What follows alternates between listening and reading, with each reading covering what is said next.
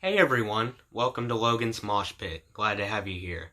So today we're going to start a new weekly series called Memory Lane, where we take a look back at some interesting articles/interviews from old Guitar World magazines.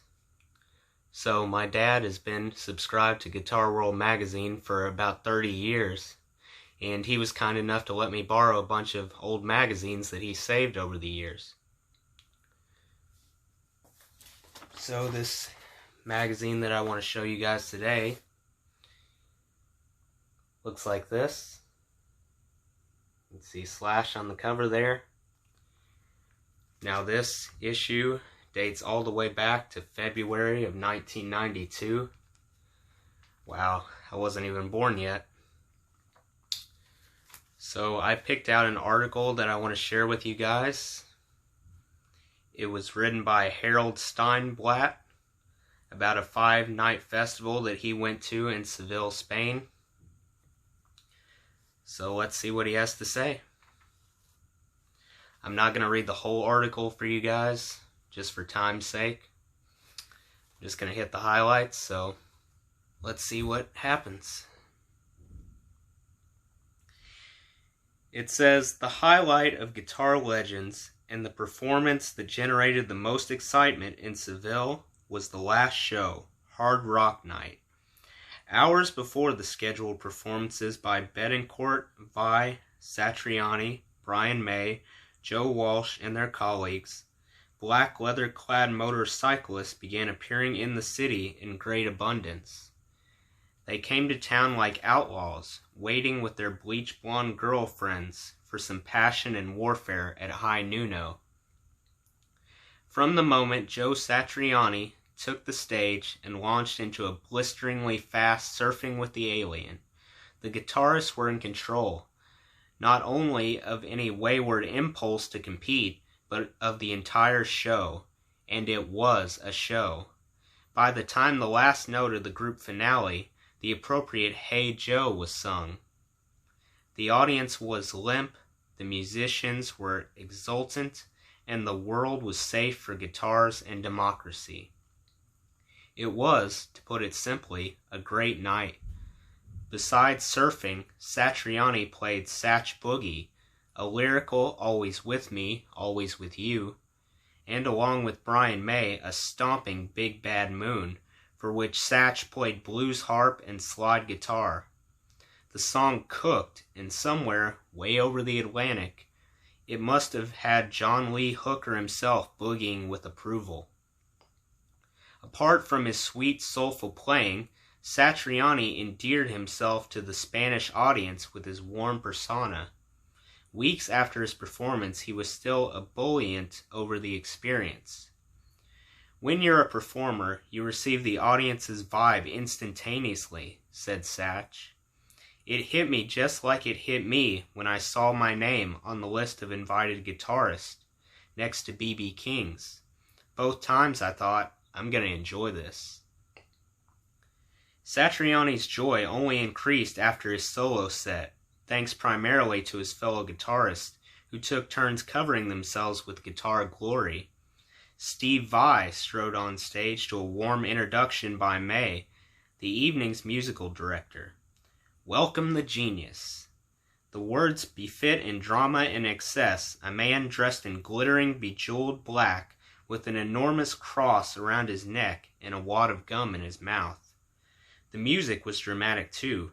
First, Liberty, the anthemic opening to Vai's epic Passion and Warfare, and then, in stirring succession, For the Love of God with May, and Greasy Kid Stuff. Vai poured every ounce of the power and perfection mystique he cultivates into his performance. His every exaggerated body movement and head toss screaming hero. It was an altogether exhilarating effort. And a historic one, too. Prior to Seville, Vai had never performed the Passion tunes live. It was so cool to see Steve play the stuff from the album, said Satriani afterwards. Not ever see him doing it live was like being cheated. I got off watching him do it in rehearsals. not only because it gave me a chance to see how he did certain things, but because the songs became so much more humanized when you saw a bunch of people trying to learn them for the first time. Nuno Betancourt is, of course, a native of Portugal, and Seville is just a hop, skip, and a jump from the Portuguese border. This happy geographical circumstance ensured that Nuno's cheering section at Guitar Legends had a nationalistic edge to it, and when the festival's youngest guitarist took the stage with his Washburn acoustic electric in the company of extreme vocalist Gary Cherone, the crowd was on its feet before Nuno's slapping intro to More Than Words. The applause continued throughout the song, as well as through Nuno's showpiece, Flight of the Wounded Bumblebee, and Get the Funk Out. Prior to the show, Nuno had already been drunk with joy at his presence in Seville. Here I am in Spain playing with Brian May and Joe Walsh and Steve Vai. It's Christmas. Nuno's uncontrived happiness began the moment he received his invitation to the festival. The fact that Brian May called to ask me to play, I don't think I've come down from that yet. Or from playing Get the Funk Out at rehearsal and saying yes, Rick Wakeman at the keyboards. It's just too much to absorb, too outrageous. It's the Twilight Zone. That Nuno's receipt of an invitation from Brian May transported him into a state of italicized bliss is not surprising. He frequently described the Queen guitarist as his hero. May, meanwhile, in an interview held directly before the concert, was a bit mystified by the extreme adulation. It's a little strange that he, and, with reference to Satriani and Vai, people like him are such big fans of mine, because they can play a lot better than I can, truthfully. All these guys on the bill are hot. In performance in Seville, May proved to be fairly hot himself. He played a rip-roaring version of Queen's royal rocker Tie Your Mother Down, delivering a stinging slide solo. Satriani, grinning from ear to ear, ripped off a gorgeous rocking solo. Both the smile and the solo were harbingers of things to come. May also demonstrated that he could hold his own with his prodigies on Last Horizon, a pretty instrumental that should appear on his long-awaited solo album. May followed his own performance by presenting, in tones that must have been heard in Helsinki, Finland, a man, a guitar hero to all us guitar heroes, Joe Walsh. His neck was wrapped in a cheesy scarf sporting a piano keyboard pattern. On his head sat the sort of white canvas hat frequently hawked by street vendors. In his arms he held a beautiful Les Paul. And behind him, still grinning, stood Satriani, in a dream guitar line with Nuno, Vai, and May. He must have known something, for Walsh proceeded to tear into versions of Funk 49 and Rocky Mountain Way. Walsh, his voice, and his stupendous slide all appeared to be out of kilter. A drop-off key here, a little off the beat there. Not only didn't it matter, but his performance was rock and roll heaven. Soulful, sexy, dramatic, exciting, and explosive. Walsh managed to turn the 4 guitar virtuosi behind him into a unit. Stunning rhythm section / solo brigade. Vai played straight chords and never looked happier. Nuno stood beside Walsh and never looked younger, and Satriani was the guitar hero, playing riffs alien to surfing. Sounds conceived long before he flew in a blue dream, classic rock sounds.